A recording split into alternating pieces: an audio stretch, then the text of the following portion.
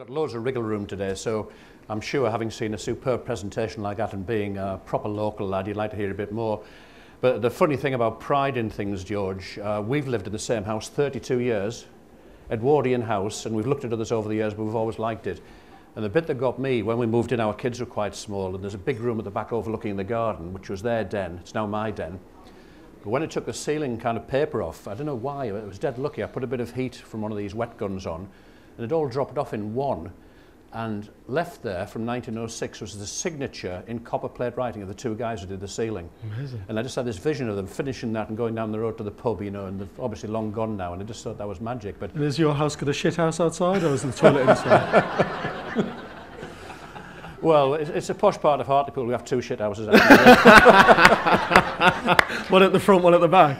Well, yes, you know, one for people we know, one for people we're not sure of. But Sorry, I've just realised you're too young to hear swear words like this. He's Oh, God, skyped yeah. off school to come and see me talk today. Yeah. Close your ears, you didn't hear that. I know you're going to have to go back to school tomorrow and say, what did you do yesterday? Oh, Yeah. it'll be brilliant. George Clarke said shit. Yeah.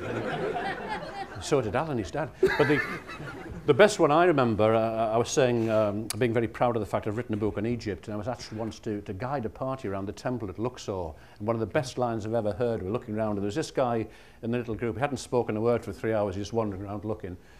And then I said, this temple was started at a certain date. It took 1,265 years to build. He said, we had a friggin' builder like that once. which I thought...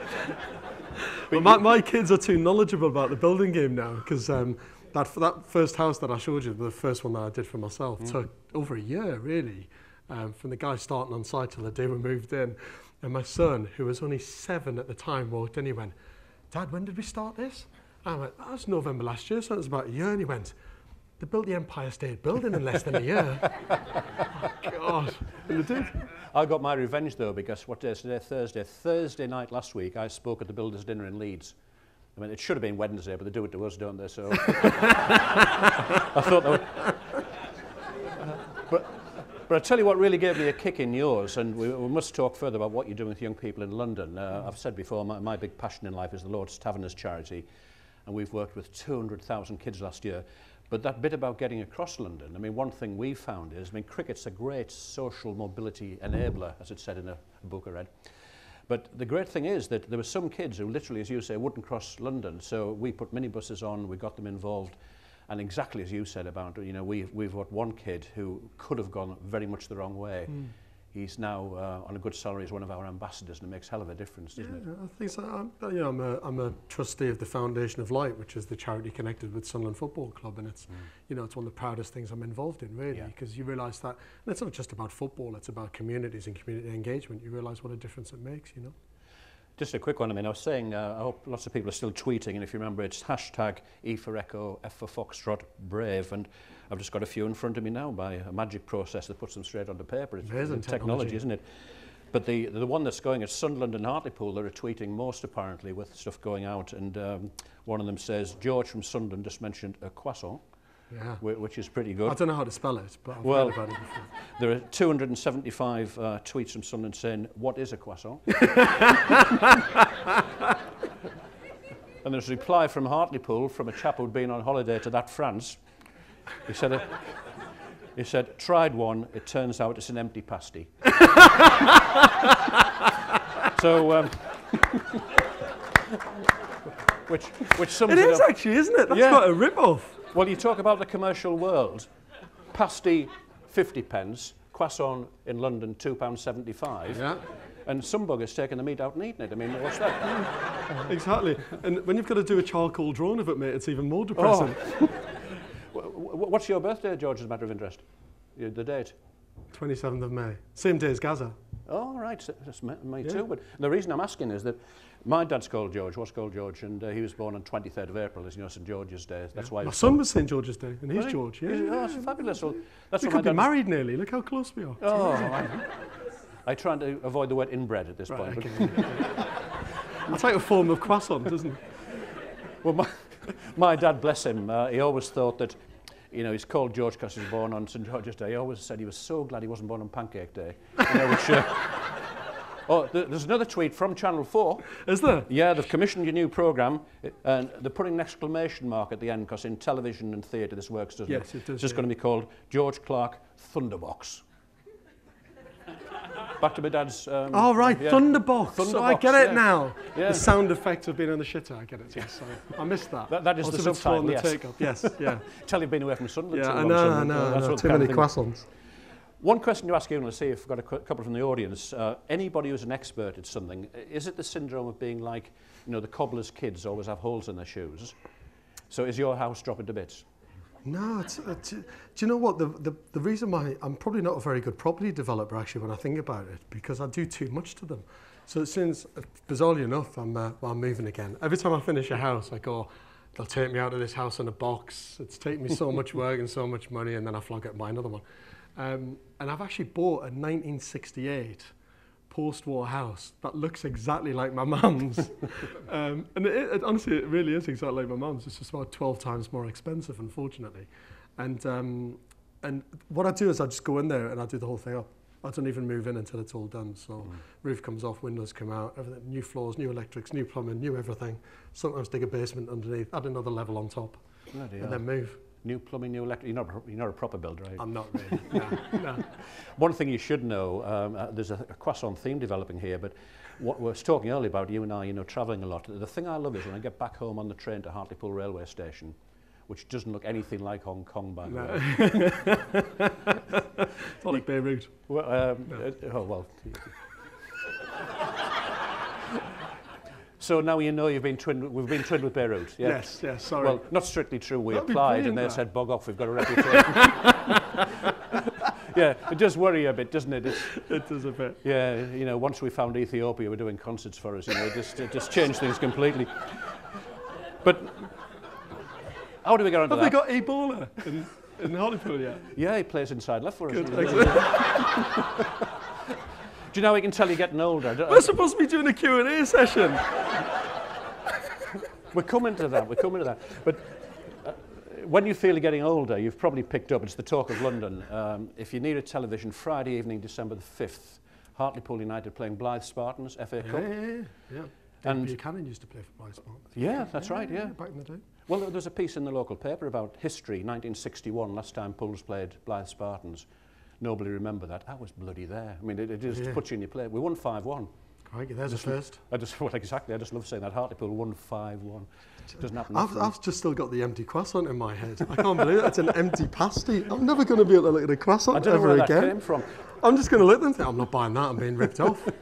Is it now in it?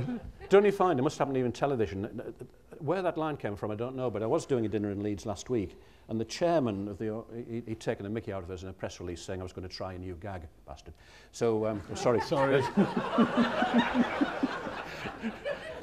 It's a Middle Eastern person who comes from a little town called Basta. Nearly got away with that one. No, you didn't. The chairman of this, he'd taken the mickey out of me, that was the word I was looking for in this particular press release, and said I was going to try a new gag. And this lad, he looks like Ronnie Corbett on acid. And what a horrible thought. I know it isn't. And I just saw him walk past and I said he looked rather like a monkey who was being shaved and pushed through Top Man. And I don't know why, but it just seemed as though it fitted him, you know, it seemed to be working through that way. You guys did Hang the Monkey, so there's a theme there. Ooh. Should we move on? Yes. Yes. Sorry. First question, anyone? Hello, George. Norman Peterson. Oh, there you are. I saw one of the images up there with looked like off-site manufacture modular. Mm-hmm. Do you think that's a solution for the current crisis that we I experience in the I market? do. The problem is, you see, that when in the 60s and 70s, when prefab was coming about, it's kind of ruined the image of that industry, really, because you just imagine porta cabins in school playgrounds, you know, leaking flat roofs, condensation on the inside of the walls, which is like my house. No.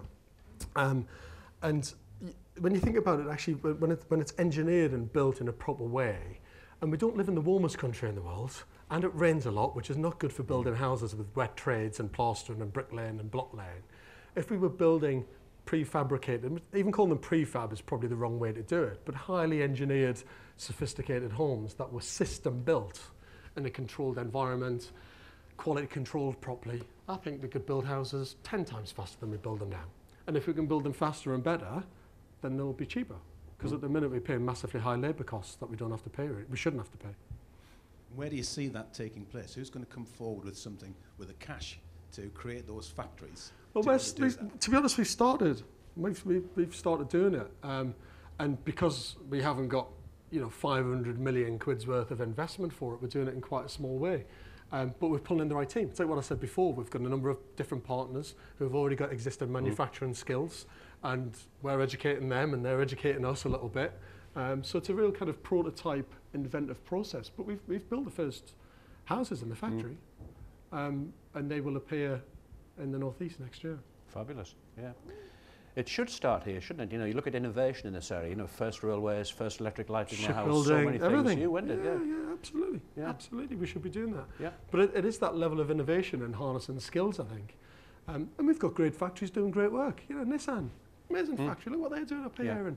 And my mate's just kept his job at Nissan because of the electric cars and the batteries that they're having to make. It's amazing. And I'm doing a lot actually with the city, and there's a number of key people in particular that I'm talking to about doing something about innovation, having an innovation academy in a part of the northeast, because I think we've got amazing engineering skills, great IT skills, great communication skills. Do you know what I mean? Amazing passion up here. We should be doing much more. Yeah, well said. Yeah, tweet that everybody as well. I think we're not just all about call centres, which does my head in. Someone said that to me the other day. Went, oh yeah, the northeast there's just loads of call centres. I was like, I'm not having that. No, not at all. Customer contact communication facilities. Yes. Was there a question near the front here? I think, if you could bring the mic down, if you'd be so kind. We will take lunch eventually. It's quite sorry about this. I talked for much longer than I was supposed to. Huge apologies. Yep, you're on. Hi George, Sherrod Walker from the Waterfalls Group. I just wanted to know, do you have an approach to overcome archaic planners who don't understand innovation or won't embrace passion? Have you just been turned down for planning on your house extension? There's a little bit of anger there, wasn't there? A little bit tiny little bit there. A little bit bigger than a house extension. Little bit. No, I have had. I've got the scars. Yeah. Yeah. Do you know what the planning system? And it's like anything, isn't it? There's good planners and bad planners. I've worked with some brilliant ones actually, and when you get them, it's like a breath of fresh air. It's fantastic.